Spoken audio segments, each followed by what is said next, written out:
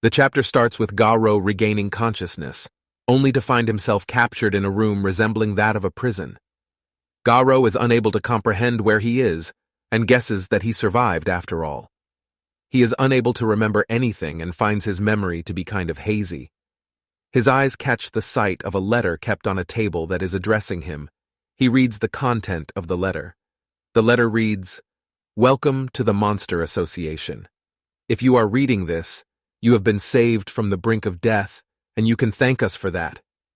Keep that in your mind as you take your time to rest in this room without breaking into a rampage, if you please. Even if you did break out, you would immediately be targeted by heroes. You need a safe place, Garou. We have prepared a change of clothes for you, so help yourself." Garou, after reading the letter, crumples the paper and throws it. He gets out of the bed, and as he stands on the ground, he feels a painful sensation and exclaims in pain that his whole body is hurting badly. Garou wears the clothes given to him by the Monster Association. While doing so, he feels like his all limbs feel heavy, and that his head is about to burst. His throat is parched, and he exclaims that he got to eat some food. Garou then breaks the door of the room with kick of his leg. He then comes out of the room in a dark tunnel-like place. Garou slightly regains his memories and remembers that he was fighting with the old man. Bang! And at that moment the bird idiot barged in. Garou muses that the Monster Association has perplexed him a lot. As Garou walks into the dark tunnel, he ponders that what happened to the old man. Was he able to beat that centipede? He shrugs, saying that he does not care anyway. Garou feels that the air inside the tunnel feels stagnated with reeks of blood, and he feels like he's going to barf just being there. Garou feels the place so quiet that his ears are ringing. He questions to himself, that is the place underground? Garou finally sees some light pouring into the dark tunnel, enlightening the surroundings. It is a way out of the tunnel. As he reaches close to the end of the tunnel, some voices touch his earlobes. He hears people pleading for their lives. Garou reaches the end and tries to see what is happening outside by hiding inside the tunnel. Some people are asking for forgiveness, saying that they will never defy them again, and plead to let them go this time. The people who are captured are Narinki's private squad, and they are captured by J5. One of the hostages exclaims, "You can do whatever you want with the hostage. We are just in this for the money." Another one says, "That is right. We will hand over everything we earned to you guys," and pleads to leave them, saying, "Please don't eat us." Another one shouts, "Don't kill me."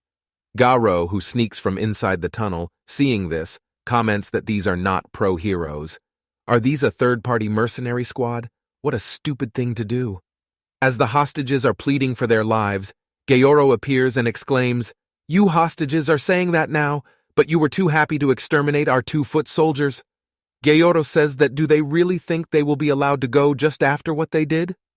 With all the monsters present there, Garou turns to the hostages, complimenting the impressive battle gear their employer has equipped them with, and advises them to earn their worth and keep their chip up until the end. Garou exclaims that there are many monsters up there, and they are all eager to play, but it is no fun to play without some resistance. One of the hostages look at a creature that has appeared before them and says it is all its fault, and they were about to reach outside when that weird robot thing showed up.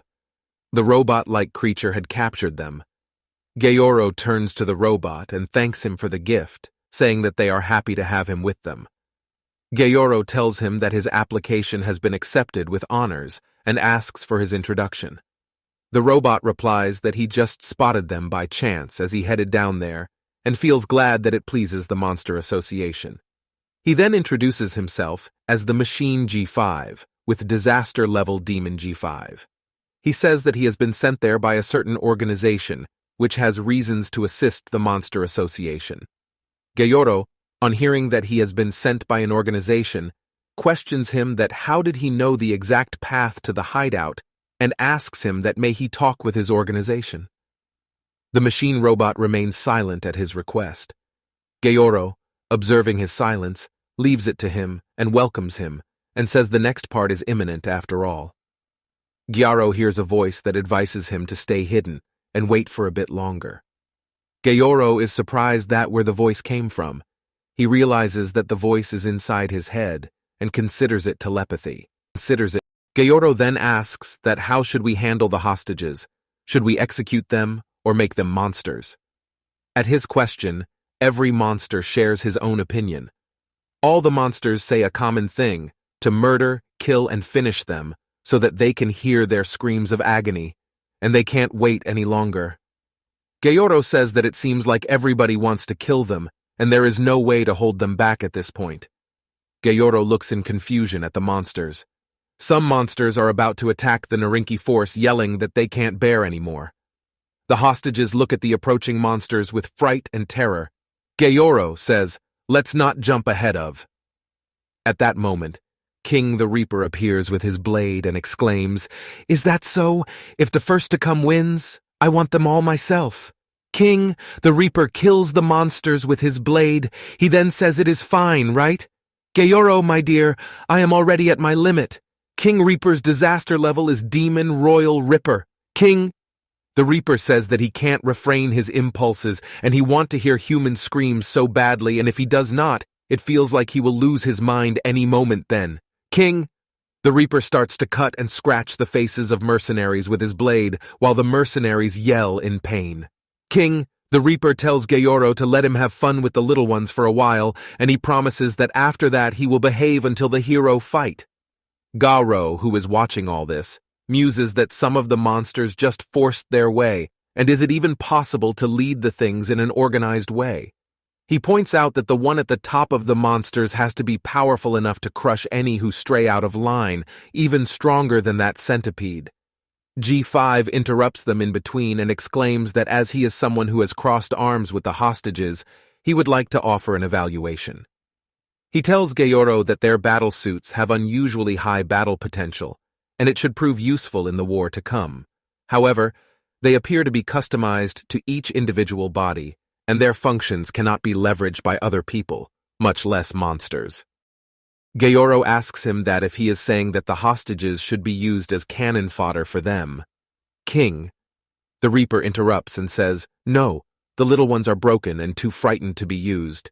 He then turns to the mercenaries and says, "You could not face the awful heroes in this state, could you? My poor things. You want to die, don't you?" He then charges his blade at them and is about to kill them, but his blade has been wrapped by a chain, nullifying his attack. The chain holder is none other than SUSBSCRIBE. She expresses that she will just have to make the mercenaries hers, and she is sure to whip them into shape, telling them to not worry. Gayoro stops Royal Ripper, saying that let SUSBSCRIBE handle this. The mercenaries look at SUSBSCRIBE, yelling what does she mean by whipping them into shape, and begs her to let them go. SUSBSCRIBE shouts, "Silence!" SUSBSCRIBE then uses her power and the mercenaries slowly start becoming her love slaves. The mercenaries' appearances have changed, and they have transformed into her love slaves. SUSBSCRIBE, seeing them, says not bad, and calls herself fortunate that such capable slaves fell right into her lap. At that moment, G5 asks Gayoro that is the killing of fellow members permitted in the association. Gayoro replies that he would like him to refrain. For the most part, they did not want to whittle down their forces after all. He then says, that being said, there are times when it cannot be avoided, given our monster heritage, but don't overdo it. He then warns him that if he does so, he cannot turn a blind eye to him. King the Reaper then smells something and exclaims that he can still smell a human and yells, "I know you have been hiding this whole time." G5 gazes at him. King the Reaper then says, "Why don't you come out and play?" At his words, the only human there steps out. Garo comes face to face with the other monsters. Garo's eyes first catches the sight of a big creature sitting behind the monsters. Gayoro then greets Garo and tells him that he woke up early. The monsters, looking at Garo, start commenting their opinions. One says, "So that is the hero hunter. Nice, I am rooting for you." The others say, "We picked him up while he was gravely injured, and even tended to his wounds. What's up with the special treatment?" Another one comments, "Why does Gayoro have his eye on a weak little human like him? Is he human or a monster? Look at him. He is already on his last legs. Let's charge him and eat him for lunch." Gayoro silences all the monster and tells them that he needs to have a very important chat with Garo. Garo looks at the big creature. King Orochi, and muses what the hell is with that huge one in back. Garou then asks Gyoro that what does he want from him. Gyoro replies, "We currently have 500 soldiers in our ranks here at the Monster Association, and there is a similar number of heroes employed by the Hero Association. But by me estimation, we have less than 30 members remaining with a rank of disaster level, demon or higher, thanks to our losses from the battle a few days ago.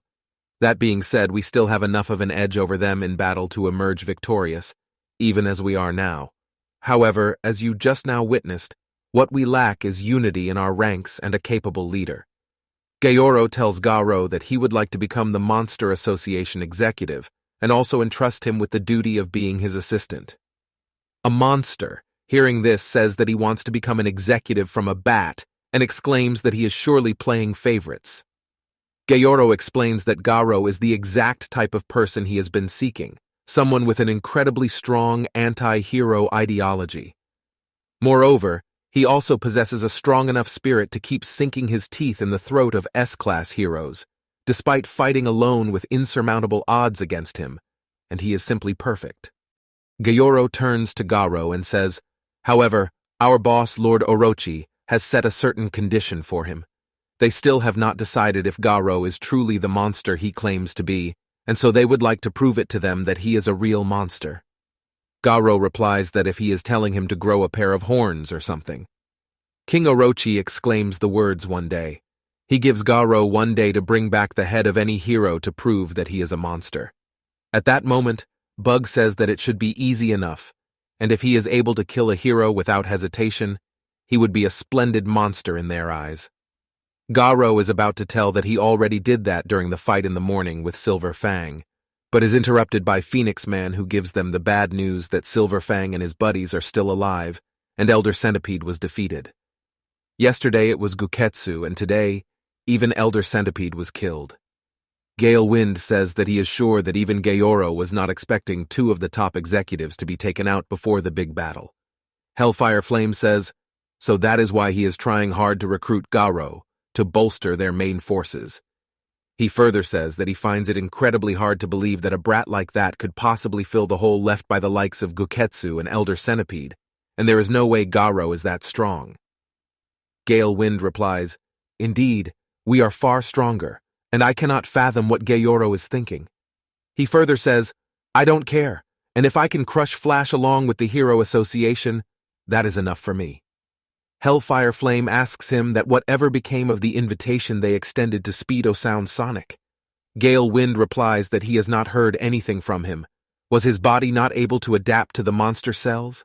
Gyoro then calls Bug Monster and King the Reaper, telling them that Garou has just ventured outside, ordering them to tail him. And chapter ends.